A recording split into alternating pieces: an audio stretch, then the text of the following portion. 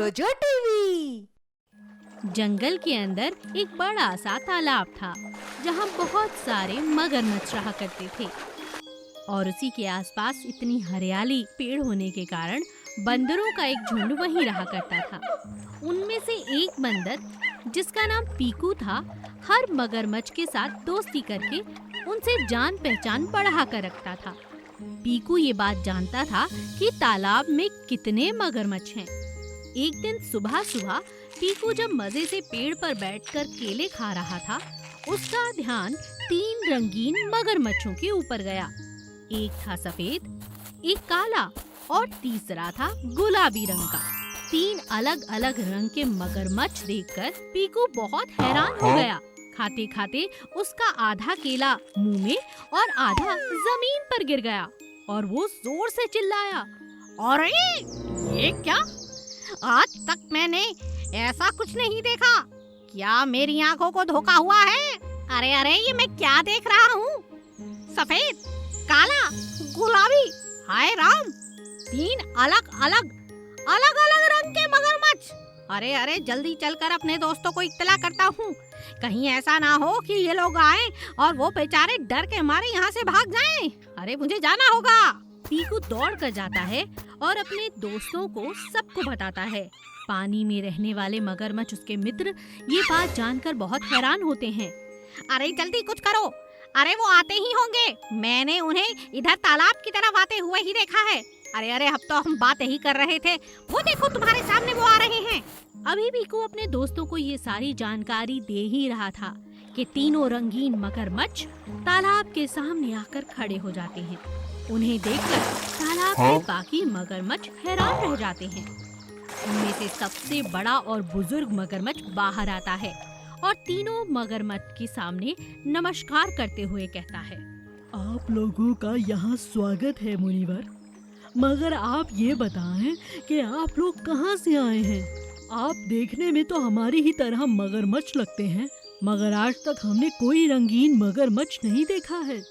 कृपया अपने बारे में बताएं। तीनों रंगीन मगरमच्छ में से सफेद रंग का मगरमच्छ आगे आता है और कहता है, मेरा नाम है सीतांबर। हम तीनों रंगीन जरूर हैं, मगर हम तुम्हारी ही तरह आम मगरमच्छ हैं। यहाँ तक कि यात्रा करना थोड़ा मुश्किल था। हम जानते थे कि कोई भी जानवर हमारा शिकार कर सकता है। हमारे जंगल में पानी की एक बूंद भी नहीं बची है। हमारी मदद के लिए देव मगरमच्छ प्रकट हुए और उन्होंने हमें रंगीन कर दिया और कहा कि इस रास्ते से होते हुए हम एक बहुत अच्छे तालाब के पास पहुंच जाएंगे, जहां तुम हमारी मदद करोगे, और जैसे ही हम पानी में जाएंगे हमारा रंग पहले जैसा हो जाएगा। हम आपके साथ इसी तालाब में रहने की अनुमति चाहते हैं। बुजुर्ग मगरमच्छ उनकी बात पर यकीन करता है और उन्हें पानी के अंदर आने की इजाजत दे देता है। जैसे ही तीनों मगरमच्छ पानी में दाखिल होते हैं, वो अपने पुराने रूप में वापस आ जाते हैं। सभी के साथ साथ पीकू का भी धन्यवाद करते हैं। छोटी बच्ची और भूखी माँ गाय। गाय अपनी बच्ची के साथ जंगल में रहा करती थी। गाय माँ बहुत प्यारी और बहुत ईमानदार थी। वो दिन रात मेहनत करती और अपनी बेटी के लिए खाने लायक भोजन जंगल में इकट्ठा कर लिया करती थी। गाय दिन प्रतिदिन बहुत कमजोर होती जा रही थी, क्योंकि अपनी बच्ची का ख्याल रखने में उसे बहुत कमजोरी आ गई थी। खाना ढूंढने के बावजूद भी इतना कम मिल पाता था कि उसमें केवल उसकी बच्ची का ही गुजारा हो सकता था। कभी कभी तो बेचारी गाय को भूखे ही सो जाना पड़ता था। एक दिन गाय की सहेली छबीली ने उससे कहा, अरे बहन गंगा, तुम दिन रात इतनी मेहनत कर रही हो, खाने की तलाश करती हो। मैं समझ सकती हूँ तुम्हारी कमजोरी का कारण। मुझे लगता है जो थोड़ा बहुत खाना तुम जुटा पाती हो, बस अपनी बेटी को खिला देती हो। क्या ये सच है? क्या करूं बहन, अपनी बच्ची को भूखा नहीं देख सकती हूँ। हर जंगल में प्रतिदिन दूर दूर तक खाने की तलाश करनी पड़ती है। आजकल तो कहीं आसपास फसल भी नहीं है। गांव के लोग अब शहर जाके कमाते हैं। पहले तो लोग गाय को रोटी देने के लिए भी आ जाया करते थे, मगर अब ऐसा कुछ नहीं होता। एक दिन गाय रोटी के टुकड़े को उठाकर अपने घर तक पहुंचने ही वाली थी कि अचानक वो भूख से बेहोश हो जाती है। आसपास के जंगली जानवर वहां इकट्ठा हो जाते हैं और उनकी आवाज सुनकर उसकी प्यारी छोटी सी बच्ची वहां आ जाती है। अरे अरे, माँ को क्या हुआ? माँ बेहोश कैसे हो गई? अरे माँ, अरे माँ। तभी वहां पर खड़ी हुई लोमड़ी कहती है, बेचारी गैया, अरे गंगा तो बहुत अच्छी है, अपनी बच्ची का अच्छे से पालन पोषण करती है, मगर लगता है कुछ खाती पीती नहीं, तभी इतनी कमजोर हो गई है और आज देखो चक्कर खाकर गिर गई।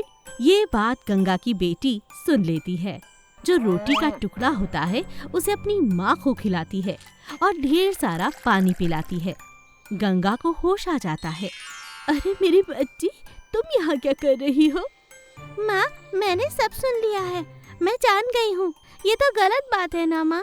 आज से हम मिलकर खाएंगे और खाने की तलाश में भी मैं आपके साथ जाऊंगी। अब आप अकेली नहीं हो, मैं हूँ ना आपकी बिटिया आपके साथ। प्यारी नन्ही सी बच्ची बड़ी बड़ी बातें करने लगती है। यह देखकर गंगा का मन बहुत प्रसन्न हो जाता है। अब दोनों माँ बेटी खाने की तलाश में रोज गांव तक जाते और गांव के लोग भी उन्हें तरह तरह के पकवान खिलाने लगे। बहुत जल्द गंगा की सेहत अच्छी हो गई और दोनों माँ बेटी खुशी खुशी रहने लगे। राजा शेर जंगल में सालों से एक गुफा में रहता आया था। उसके पूर्वज भी उसी गुफा में रहा करते थे। एक दिन तेज तूफान और भूकंप के झटके आए और उसके अंदर पूरी गुफा टूटकर बिखर गई। जैसे तैसे राजा ने अपने परिवार के साथ किसी पेड़ के नीचे शरण ली। सुबह होने पर जब बाकी जानवरों की हालचाल पूछने के लिए राजा शेर और उनकी पत्नी निकले, तो उन्होंने पाया कि बहुत से जानवरों के घर, पेड़ पौधे टूट चुके हैं। लेकिन जब बाकी जानवरों को इस बात का पता चला कि उनके राजा शेर भी अब बेघर हो चुके हैं, तब उन्हें इस बात की बहुत चिंता होने लगी। राजा शेर ने अपनी प्रजा से कहा, कल रात के भूकंप के कारण पूरा जंगल तहस नहस हो गया। मैं देख पा रहा हूँ दूर दूर तक बहुत से बड़े बड़े पेड़ तक टूट गए, जो बरसों से हमारा साथ देते आ रहे थे। हमें बहुत दुख है, मगर अब हमें इस दुख से उभरना है। उसके लिए हमें एक दूसरे की मदद करनी होगी। हर कोई अपने पड़ोसी के साथ कुछ दिन गुजार सकता है और धीरे धीरे अपना नया घर बना सकता है। राजा ने अपनी बात पूरी ही की थी कि अचानक से एक चूहा बोल पड़ा, मगर महाराज, आपकी गुफा भी टूट चुकी है। आपको अपने घर में कहाँ रखें? हम सबके घर तो बहुत छोटे हैं और आप हमारे महाराजा हैं। हमें बहुत दुख है, अब हम क्या करें? चूहे की बात सुनकर मुर्गी ने कहा, महाराज, चूहा बिल्कुल ठीक कह रहा है। हमारे छोटे छोटे घर में आप जैसे महाराज कैसे रह सकते हैं? राजा अपनी प्रजा से खुश होकर कहता है, आप लोगों को मेरी इतनी चिंता है, यह सोचकर ही मैं बहुत प्रसन्न हूँ। कोई बात नहीं, आजकल तो जमाना बदल गया है। मैंने देखा है आसपास के मेरे मित्र जंगल में तो रहते हैं, मगर राजा होने के कारण अब वो गुफा में नहीं, लकड़ी का घर बनाकर रहते हैं। मगर अफसोस, मुझे तो लकड़ी का घर बनाना नहीं आता। मुर्गी तब कहती है, महाराज, मुझे आता है। आप आज्ञा दें, हम सब मिलकर आपके लिए सुंदर सा लकड़ी का घर बना देते हैं। ठीक है मुर्गी, तुम अध्यक्षता करो और हमारे लिए सुंदर सा लकड़ी का महल तैयार करो। मुर्गी एक बहुत अच्छी कारीगर थी। उसने सभी पशु पक्षियों को अपने साथ शामिल कर लिया और कुछ ही दिनों में राजा के लिए खूबसूरत लकड़ी का घर बना डाला। राजा शेर उस घर में जाकर बहुत खुश था।